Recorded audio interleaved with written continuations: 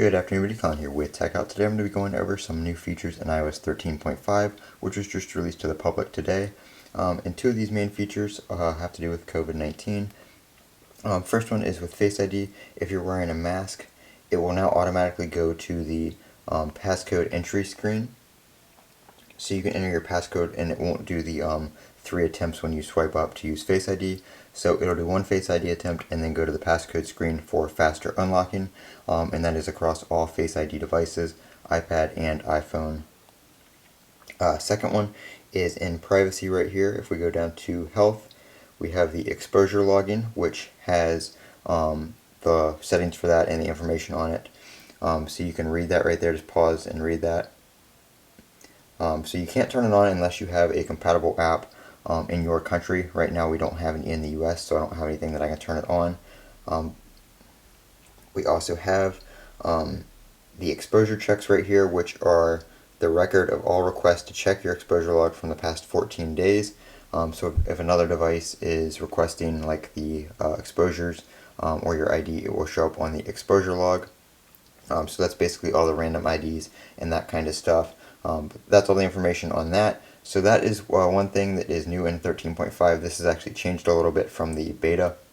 They've added a little bit more, like the exposure checks and the fact that it's turned off by default until you get that authorized app that can log exposure and track the diagnosis and stuff like that. So that is stuff that is new in iOS 13.5. There have been some other bug fixes and stuff like that, but those are the two main things in 13.5.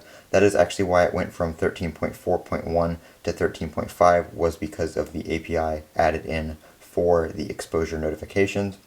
So hopefully here in the next few days to a week or so, hopefully relatively soon, we'll see an app available in the US to take advantage of those exposure checks, and that does work across iOS and Android devices, so it will work on both, and they can talk to each other, so that it'll also work if you're near an Android device with those features enabled.